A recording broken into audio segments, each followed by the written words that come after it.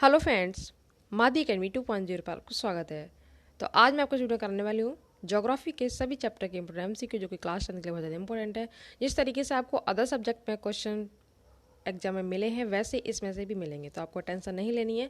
मैंने एमसीक्यू सभी चैप्टर के कंप्लीट करवा दिए, वो देख लीजिएगा। हिस्ट्री के इंपॉर्टेंट क्वेश्चन बता दिए, वो देख लेने। इसके बाद आपको इकोनॉमिक्स और सिविक्स के भी क्वेश्चन करवा दूंगी, ठीक है। और आपको क्या करना है, प्लेस पे जाके जो मैप के क्वेश्चन हैं, अर्धवार्षिक प्री बोर्ड के जो पेपर मैंने अपलोड किए थे वो भी आपको देखने हैं। मैप के क्वेश्चन वहाँ से भी रिपीट होंगे, ठीक है। और जो 3-4 वीडियो मैप के मैंने अपलोड किए वो भी आपको देख लेने हैं। तो मैप के क्वेश्चन भी आपको अच्छे से करने हैं। चलिए फटाफट देख लेते हैं। एसएसटी का एक वीडियो मैंने अपलोड किया था इंपॉर्टेंट क्वेश्चन का, उसमें सीक्वेंस में आपको मिल जाएगा हिस्ट्री में क्या पढ़ना है, सिविक्स में क्या पढ़ना है, ठीक है। उसका लिंक भी मैं शेयर कर दूंगी, तो वहाँ से कर लीजिएगा। चलिए फटाफट देख लेते हैं। ये ज्योग्राफी का फर्स्ट चैप्टर है, संसाधन का विकास। मुझे इतना टाइम नहीं मिल पाया कि मैं उसमें टाइप कर पाऊँ, पर आपको क्या करना है, इसमें शॉर्ट नोट बना के देख लेना है, ठीक है। या फिर आपको ये क्वेश्चन कहीं भी मिल जाए वहाँ से आप कर लीजिए, ठीक है। बस आपको इंपॉर्टेंट पता चल जाएगा और आपको कितना कितना क्या करना है वो देख लीजिए। अब देखो, इसमें मिट्टी का वर्गीकरण क्वेश्चन आता है लॉन्ग में। तो कौन कौन सी मिट्टी है इनके बारे में आपको लॉन्ग में लिख देना है, ठीक है। अभी आपको दिखाऊंगी लॉन्ग का क्वेश्चन। खादर बांगर बहुत मोस्ट इंपॉर्टेंट है, अर्धवार्षिक और प्री बोर्ड में भी ये क्वेश्चन आया था। तो भारत के बड़े, बृहद का मतलब बड़े मैदान के नवीन जलोढ़ को खादर कहा जाता है। मतलब जो नई मिट्टी होती है जलोढ़, उसे खादर कहा जाता है। और ये मैदान का निचला भाग होता है जहाँ नदियों की बाढ़ का जल पहुँचता है। और ये मृदा बहुत अधिक उपजाऊ होती है। क्वेश्चन आए कि कौन सी मिट्टी सबसे उपजाऊ होती है अधिक, तो वो जलोढ़ होती है, ठीक है। क्योंकि इसका जो निर्माण होता है, यहाँ पे आप निर्माण कर देंगे, बारीक कणों से होता है, ठीक है। पेपर में आए खादर बांगर में अंतर लिखो या किसे कहते हैं, तो आप यही पॉइंट डाल देना, ठीक है। खादर के साइड, बांगर का बांगर में लिख देंगे। बांगर क्या होता है, ये पुरानी मिट्टी कही जाती है। ये पुराने जड़ों को बांगर कहते हैं, ठीक है। ये मैदान वहाँ ऊंचा भाग होता है, वहाँ बाढ़ का जल नहीं पहुँचता है, नहीं पहुँचता तो ये मिट्टी कम उपजाऊ होती है, ठीक है। और इसका जो मिट्टी का निर्माण होता है वो मोटे कणों से होता है। इसका जस्ट अपोजिट इसमें कर देना है, इसका निर्माण बारीक से होता है, इसका मोटे कणों से होता है, ठीक है। इसको पुरानी बागर मिट्टी कहते हैं, इसको नई, ठीक है। इस तरीके से आप डिफरेंस बना के लिख देना। ये लास्ट रहा है क्वेश्चन, पहाड़ी क्षेत्र मृदा अपरदन की रोकथाम के लिए क्या कदम उठाने चाहिए। मतलब जो पहाड़ी क्षेत्र होते हैं वहाँ पे जो मिट्टी की ऊपरी परत बह जाती है उसको रोकने के लिए क्या क्या कदम उठाने चाहिए, ये लास्ट आया था। तो आप इसमें क्या लिख देंगे, एक तो वनोन्मूलन, ठीक है, अति पशुचारण, निर्माण, उसके बाद खनन, ठीक है। वनों का काटा जाना, वहाँ पे बहुत सारे जो जानवर होते हैं वो चरने जाते हैं, जिससे कि क्या होता है, घास हट जाती है और मिट्टी की जो परत बाहर निकल आती है और वो बह जाती है, ठीक है। खनन, खुदाई करना। और ये डेफिनेशन है, मिट्टी के या मृदा के कटाव और उसके बहाव की प्रक्रिया को मृदा अपरदन कहा जाता है। या फिर आप ऐसे भी लिख सकते हैं, मिट्टी की बाहरी ऊपरी परत का बह जाना मृदा अपरदन कहलाता है। यहाँ तक लिख देंगे आप, ठीक है। हिम नदी, जल और आदि प्राकृतिक तत्व मृदा अपरदन के लिए उत्तरदायी है, ये हो गया। उसके बाद भूमि निम्नीकरण क्या होता है, शॉर्ट में है ये, पेड़ पौधे तथा फसलों की वृद्धि के लिए आवश्यक प्राकृतिक पोषक तत्वों की कमी होना भूमि निम्नीकरण कहलाता है, ठीक है। पेड़ पौधों फसलों की वृद्धि के लिए जो प्राकृतिक पोषक तत्व होते हैं ना, उनमें कमी हो जाना वही कहलाता है भूमि निम्नीकरण। इजीली आप याद कर लेंगे, ये बहुत इंपॉर्टेंट है, ठीक है। काली मिट्टी कहाँ पाई जाती है, किसके लिए उपयोग हुई होती है, तो ये महाराष्ट्र, गुजरात और मध्य प्रदेश में पाई जाती है। और कासे काली, तो ये कपास के लिए बहुत महत्वपूर्ण मानी जाती है, ठीक है। कासे काली मिट्टी, कासे कपास, ये ध्यान रखना, आया क्वेश्चन कई बार। इसी कार्ड इसे काली कपास मृदा के नाम से भी जाना जाता है, क्योंकि यहाँ पे कपास की खेती के लिए बहुत उपयोगी होती है काली मिट्टी, ये आपको याद रखना है। ये देखो 4 मार्क्स में भी आया है, मृदा अपरदन से मतलब क्या मतलब है इसका, ठीक है। और कौन कौन से इसका कारण है वही आप लिख देंगे, सेम इसकी डेफिनेशन लिखेंगे शॉर्ट में, ठीक है। यहाँ तक बहुत है। उसके बाद इसके रीजन लिख देंगे, धरातलीय या परतदार कटाव हो जाना, कछार वाला कटाव, इजीली आपको याद हो जाएगा। सिंपल है मिट्टी वाला क्वेश्चन, क्योंकि एक्सप्लेन करूँगी बहुत लॉन्ग वीडियो हो जाता है, फिर आप लोग देखते नहीं हैं। कल आपने देखा एमसीक्यू में केवल 26 बच्चों ने ही देखा है उसको। ये इसके कारण लिख देंगे, सिंपल से हो जाएगा जल्दी जल्दी से। इसको आप एक बार रीडिंग कर लेना, ठीक है। मिट्टी का जो संरक्षण होता है उसके लिए उपाय क्या क्या करने हैं, वही है नदियों पर बांध बनाना, वृक्षारोपण करना, पेड़ पौधे लगाना, खेतों की मेड़बंदी करना, ठीक है। पशुओं की अनियंत्रित चराई पर रोक लगाना, ढाल के विपरीत जुताई करना, यही सब रीजन है इससे कि मिट्टी का बचाव हो सकता है, ठीक है।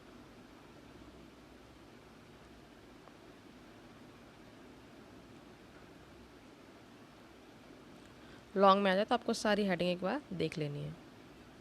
ये लॉन्ग क्वेश्चन है, मिट्टी का वर्णन पूछता है आपसे तो आपको लिख देनी है, बस इतना करना है।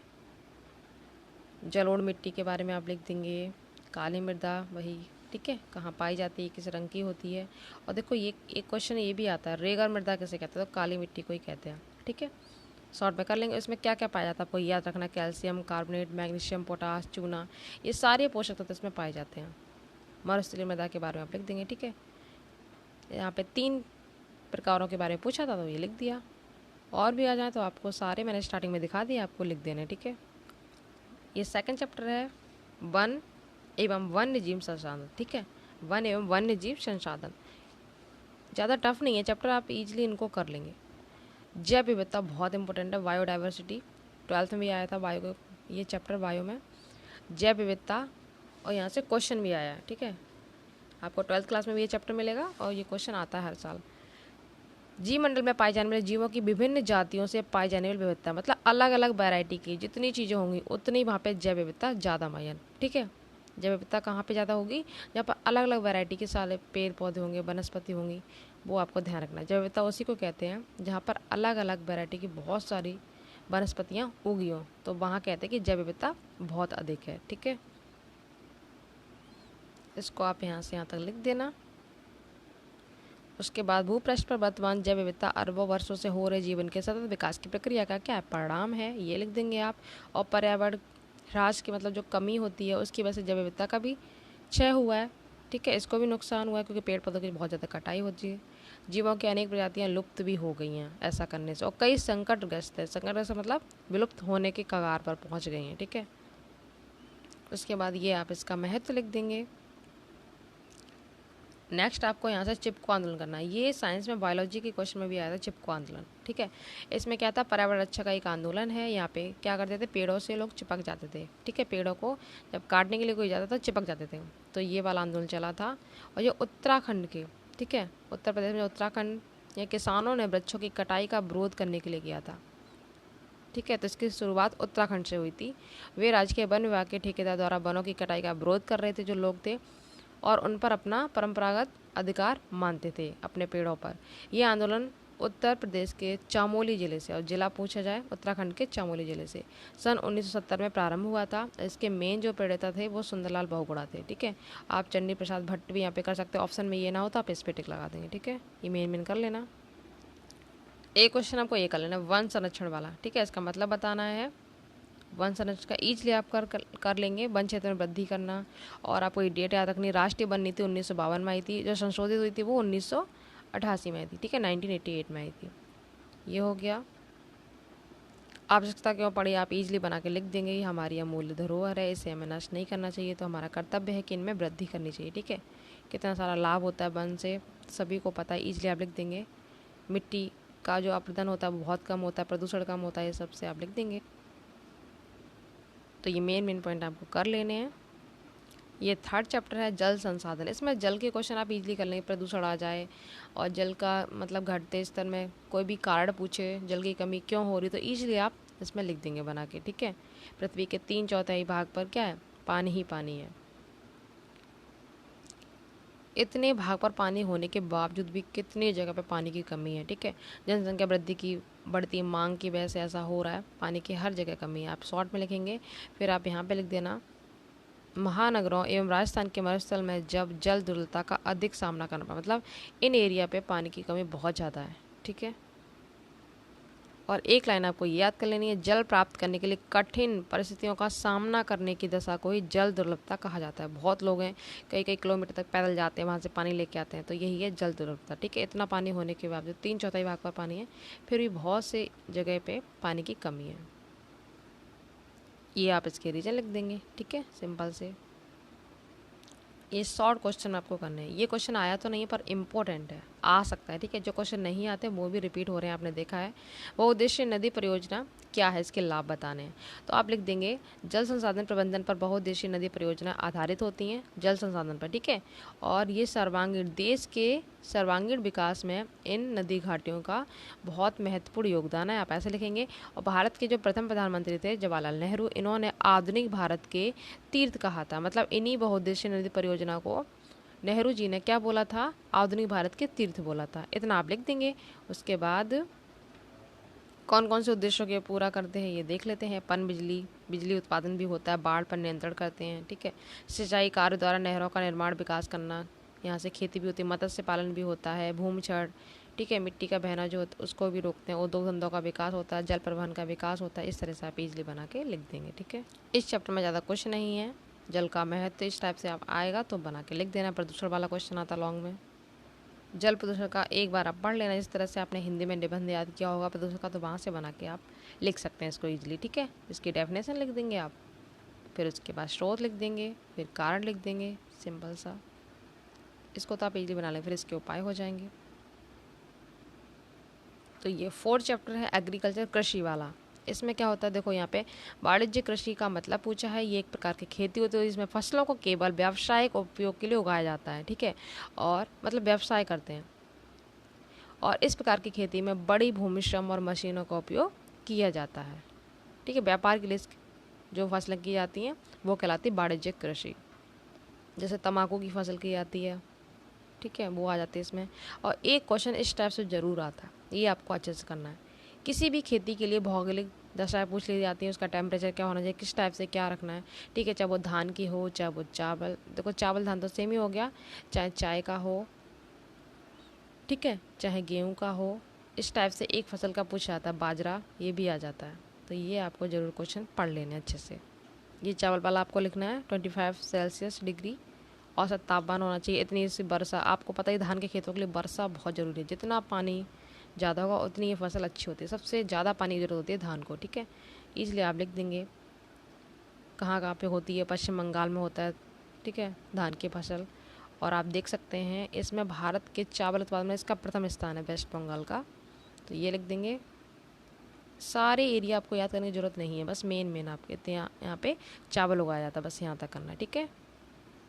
और उसके बाद आप लिख देंगे पंजाब और उत्तर प्रदेश, ठीक है। पंजाब में भी चावल की खेती बहुत होती है, उत्तर प्रदेश में भी होती है, ये हो जाएगा। ये शॉर्ट में क्वेश्चन है। कृषि क्षेत्र के लिए 3 जो समस्या हैं उनके नाम बताने हैं। उर्वरकों की कमी, जो खाद वगैरह होती है उनकी कमी होती है। कृषि सेवाओं में कमी हो जाती है, अभाव का मतलब कमी, और ठीक है, सुख सुविधाओं में कमी होती है। ये आप रीजन लिख देंगे। देखो ये गेहूं का खेती वाला भी 2022 में आया हुआ है, इस टाइप से एक जरूर पूछ लेता वो, ठीक है। आपको पढ़ लेना अच्छे से। इसका टेम्परेचर 20 से 20 डिग्री सेंटीमीटर से अधिक तापमान की आवश्यकता होती है इसमें, ठीक है। और बारिश कितनी है इसमें, 50 से 75 सेंटीमीटर के बीच में बारिश इंपॉर्टेंट इसमें बताइए, इतनी होनी चाहिए, ठीक है। और ये शीतकाल में सभी को पता है, ठीक है, सर्दियों के टाइम पे ये होती है फसल। और इसके गेहूं के लिए कौन सी दोमट मिट्टी जो होती है वो इम्पोर्टेंट है। और काली मिट्टी में भी ये अच्छी फसल उत्पन्न हो जाती है। काली मिट्टी में भी मतलब गेहूं की खेती हो जाती है, ठीक है। काली मिट्टी किसके लिए फेमस थी, कपास के लिए। का से काली, का से कपास। ये कपास की खेती का आया नहीं, बट आपको पढ़ना है, ठीक है, क्योंकि जो क्वेश्चन अब नहीं आ रहे एक दो वो ज़रूर रिपीट हो रहे हैं, आपने देखा होगा सभी सब्जेक्ट में। इसमें तापमान, वर्षा, मिट्टी हेडिंग्स में अच्छा है, इसलिए आप कर लेंगे। और कपास है तो उसमें काली मिट्टी का लिख देना, ठीक है। भारतीय कृषि की 3 विशेषताएं क्या क्या होती हैं, प्रकृति पर निर्भर होना, कृषि की निम्न उत्पादकता लिखेंगे, और खाद्यान्न फसलों की प्रमुखता। इसको आप यहाँ तक लिख देना, बस बहुत है। ये लॉन्ग में आता है। भारतीय कृषि की मुख्य समस्या का विस्तार, ये लॉन्ग में भी आया था सर, उसमें आप देखना आया हुआ क्वेश्चन है। इसके सामान्य कार्ड लिख देंगे आप नॉर्मल से, ठीक है। भूमि पर जनसंख्या का भार, कुशल मानव शक्ति का अभाव, भूमि पर लगातार कृषि करने से भी हो जाता है, भूमि उपजाऊ नहीं रहती, एक ही आपको एक ही फसल अगर खेत में करेंगे बार बार तो क्या होता है, भूमि की जो उपजाऊ शक्ति होती है वो कम हो जाती है।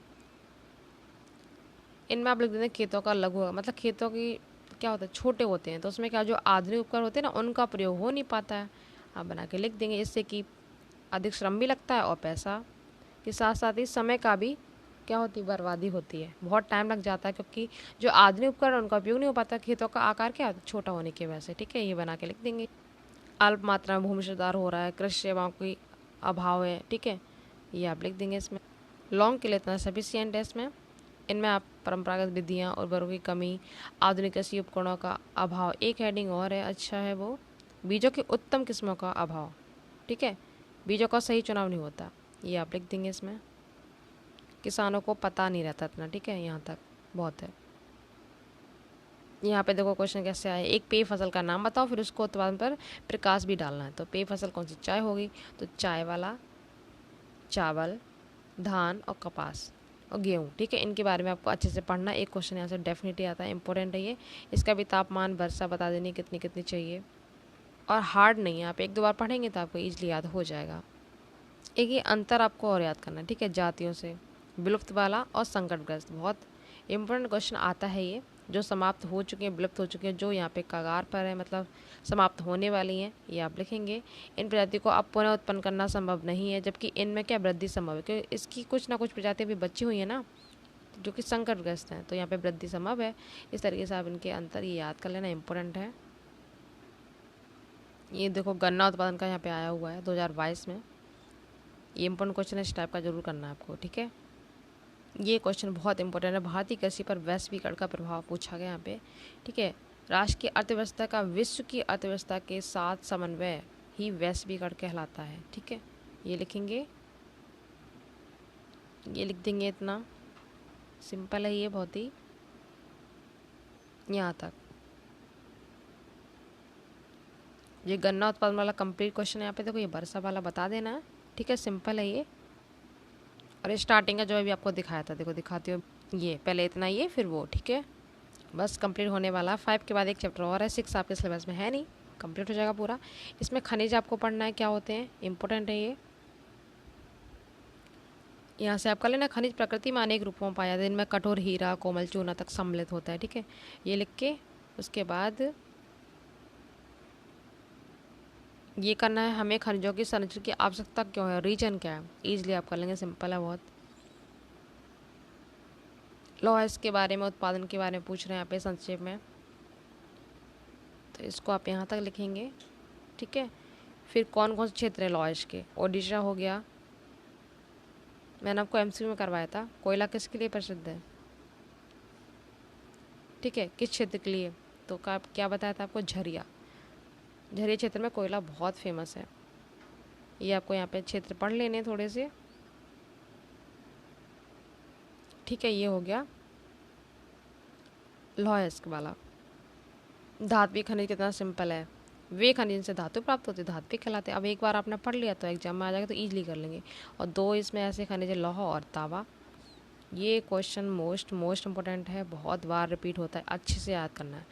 ऊर्जा के परंपरागत और गैर परंपरागत साधन, बहुत सिंपल है, आपको क्या करना है, बस एक कॉन्सेप्ट याद करना है। इसमें क्या होता है, इनके निर्माण में बनने में बहुत समय लगता है, और ये आप पुनः फिर से ईजिली बना सकते हैं। बस इसके एग्जांपल आपको पता होना चाहिए, ईंधन, लकड़ी, कोयला, पेट्रोल, प्राकृतिक गैस, ठीक है। इसमें सौर ऊर्जा, भूतापीय ऊर्जा, ये ईजिली दोबारा आपको मिल सकते हैं इन, जबकि इनको बनने में बहुत समय लग जाता है, ठीक है, ये लिख देंगे। प्राचीन काल से उपयोग हो रहा है, और यहाँ पे जल, विद्युत शक्ति को छोड़कर अन्य सभी साधन अनवीकरणीय, मतलब बाकी कोई भी आप देखो, ये वाला कहाँ गया, ये जल शक्ति, बाकी ये सब अनवीकरणीय, इनको बनने में बहुत समय लग जाता ना, इसलिए। सौर ऊर्जा का स्रोत पूछा था, सूर्य, सिंपल आप कर लेंगे, ठीक है। इन्हें क्षय संसाधन भी कह सकते हैं, ये अच्छे, मतलब ये समाप्त होने वाले हैं, ठीक है। ये मतलब इनका कमी कभी नहीं होती, ईजिली मिल जाते ना फिर से। सौर ऊर्जा है, ईजिली मिलती कि नहीं, ठीक है, इस तरीके से आप लिख देंगे बना के। जीवाश्म ईंधन किससे कहते हैं, बायो में भी था ये क्वेश्चन। इनकी उत्पत्ति जैविक पदार्थों से हुई है, तो जीवाश्म ईंधन खनिज ईंधन भी कहलाता है। एग्जाम्पल कोयला, पेट्रोल, ये लिख देंगे, ठीक है। ये रीजन हो गए इसके। अवगुण कौन कौन से पाए जाते हैं, वही है, पॉल्यूशन बहुत होता है इनसे, ईजिली आप लिख देंगे ये। अब देखो वहाँ पे अंतर याद किया, यहाँ पे डेफिनेशन पूछ ली, बात तो वही है ना, सेम। ऊर्जा प्राप्ति की वे साधन जिनका उपयोग मनुष्य ने कुछ वर्षों पूर्व ही प्रारंभ किया है, तो वो कहलाते हैं गैर परंपरागत, ठीक है, जो ईजिली हमें मिल जाते हैं। ऐसे भी ये क्वेश्चन पूछा गया, सेम आया था प्री बोर्ड में। कोयला, पेट्रोलियम, ये परंपरागत है, इनको बनने में बहुत ज़्यादा समय लग जाता है, ईजिली हमें नहीं मिल पाते हैं, ठीक है। तो आपको डेफिनेशन भी आनी चाहिए, एग्जाम्पल भी आपको याद रखने हैं। उसमें क्या करना है आपको, सौर ऊर्जा, भूतापीय ऊर्जा याद रखना है, इसमें कोयला, पेट्रोल, ये याद कर लेना। खनिज जल के 2 क्षेत्र पूछता है, तो कौन कौन से, गुजरात, अंकलेश्वर और असम, ठीक है। ये खनिज तेल के असम के डुगवेई क्षेत्र में बहुत होता है, खनिज तेल वहाँ से मिलता है। ये क्वेश्चन बहुत इंपॉर्टेंट है। अंतर हो गया, डेफिनेशन हो गई, या स्रोत पूछ ले, कौन कौन स्रोत हैं। सौर ऊर्जा हो गया, पवन ऊर्जा हो गई, ये इसके स्रोत ही तो हैं। और एक आप लिख देंगे भूतापीय ऊर्जा, ठीक है। बायोगैस भी बहुत सिंपल है, इसको भी आप लिख देना इसमें स्रोत में पूछेगा जो। ज्वारीय ऊर्जा, सारी जितनी भी ऊर्जा है ये सब गैर परंपरागत में आती हैं, ठीक है, जिनको हम दोबारा फिर से प्राप्त कर सकते हैं। तो ध्यान रखना दोनों में अंतर अच्छे। ऊर्जा संसाधन के अंतर्गत परमाणु ऊर्जा का महत्व क्या है, और 4 प्रमुख परमाणु केंद्रों का उल्लेख भी करवा रहा है। आया तो नहीं है पर एक बार आपको पढ़ना है, इंपॉर्टेंट क्वेश्चन है ये, ठीक है। कुछ नहीं करना आपको, ये पॉइंट करने हैं थोड़े से, और मेन आपको याद कर लेने। देखो ये मैप में फिल करने को जरूर आता है, एक परमाणु ऊर्जा केंद्र हो गया, बांध हो गया, नदी का क्वेश्चन करवा दी मैंने, कर लीजिएगा। मैप में फिल करने को आते हैं, ठीक है। रावत भाटा, ठीक है, नामक स्थान पर 440 मेगावाट क्षमता का ऊर्जा केंद्र की स्थापना की गई। कलपक्कम ये चेन्नई के पास है, नरोरा उत्तर प्रदेश में है, गुजरात में काकरापाड़ा है, ठीक है। ये आपको मेन करने, मैप में भी इनको आपको अच्छे से फिल करना आना चाहिए, मैंने करवा दिए हैं, देख लीजिएगा। ये लास्ट चैप्टर आ गया 7, राष्ट्रीय अर्थव्यवस्था की जीवन रेखाएं। इसमें भी सारे इजी क्वेश्चन है। सड़क परिवहन के कोई 3 गुण लिख देने, ईजिली आप कर लेंगे। भारत में जो जनसंचार के साधन में आपको बताने हैं, रेडियो, टेलीविज़न, सिनेमा, ईजिली आप कर लेंगे, सिंपल है सारे क्वेश्चन। ये संचार साधन का जो क्वेश्चन था ना महत्व वाला, तो आप इजीली बना। मनोरंजन के साधन है, राष्ट्रीय एकता में सहायक हैं, आवागमन में सहायक होते हैं, ठीक है, रास्ते को सुगम बनाते हैं, यात्राओं को सुगम बनाते हैं, और संपर्क में भी सुविधा रहती है। एक जगह से बैठे बैठे आप कहीं भी बात कर सकते हो, कुछ भी कर सकते हैं, ठीक है। ये हो आपका महत्व में हो जाएगा, संचार के साधन के महत्व। वैश्वीकरण में वृद्धि लिख देंगे, घर बैठे बैठे कोई भी चीज़, किसी भी घटना को आप सुन सकते हैं, देख सकते हैं, ठीक है, ये आप लिख देंगे इतना। अब इसमें देखो रेडियो दूरदर्शन की भूमिका पूछ ली, ईजिली आप लिख सकते हैं। आकाशवाणी, दूरदर्शन, क्या भूमिका इनकी। चलचित्र हो गया, मुद्रण, इसमें समाचार पत्रों के बारे में आपको लिख देना है, दैनिक, साप्ताहिक आते हैं ना, इतना कर लीजिए, बहुत है। ये लास्ट क्वेश्चन है इसका, ज्योग्राफी के चैप्टर का, इसका कंप्लीट हो जाएगा। इनके बारे में आपको शॉर्ट नोट लिखना है, ठीक है। उसके बाद इसके मैप के क्वेश्चन जो है वो मैंने अपलोड कर रखे हैं, देख लीजिएगा, वहाँ से डेफिनेटली आपको मिल जाएगा। आप देखना जो एक वीडियो मैंने करवाया है वहीं से क्वेश्चन बार बार मिल रहे हैं। रिवीजन के तौर पर आपको मैं फिर से आज प्रोवाइड करवा दूँगी। तो इसमें आप मेन लिख देंगे, स्वर्णिम चतुर्भुज महाराज मार्ग परियोजना की शुरुआत भारत सरकार ने दिल्ली, कोलकाता, चेन्नई, मुंबई, दिल्ली को 6, ठीक है, लेने वाले राजमार्ग से जोड़ने के लिए की थी। ये सारे गलियारे याद कर लेने, क्योंकि एमसीक्यू में क्वेश्चन पूछ लेता है, ठीक है। पूर्वी पश्चिमी गलियारा कौन सा, उत्तर दक्षिण गलियारा कौन सा है, ये सारे गलियारे आपको पढ़ने हैं। ये राष्ट्रीय राजमार्ग में आप लिख देंगे। देखो सबसे लंबा राजमार्ग कौन सा है, अब NH-44, ठीक है, कितना लंबा है ये आपको याद रखना। जम्मू कश्मीर के श्रीनगर शहर को तमिलनाडु के शहर कन्याकुमारी से जोड़ता है। मेन आपको पॉइंट कर लेने हैं, फिर राज्य राजमार्ग हो जाएगा। तो यही क्वेश्चन आपको पढ़ने हैं, ठीक है। और आपको सेपरेट जो वीडियो अपलोड है वहाँ पे सीक्वेंस में क्वेश्चन लिखे हुए हैं, तो वहाँ से देख लीजिएगा, आपको यहाँ से पढ़ लेना है। कहीं से भी आपको मटेरियल मिले आपको यही क्वेश्चन पढ़ लेने हैं, ठीक है। याद करने ज़्यादा टफ नहीं है। ज्योग्राफी के आपने देखे सारे, आप एक बार पढ़ेंगे तो ईजिली बना के लिख देंगे। इसके बाद इकोनॉमिक्स के और सिविक्स के एक ही मैं आपको प्रोवाइड करवा दूँगी, ठीक है। और मैप के क्वेश्चन का रिविजन का वीडियो मिलेगा, मतलब इसके बाद आपको 2 वीडियो और मिलेंगे, ठीक है। और कल जो मैंने MCQ करवाए थे वो ज़रूर देखना, ज्योग्राफी, हिस्ट्री के। Thank you so much.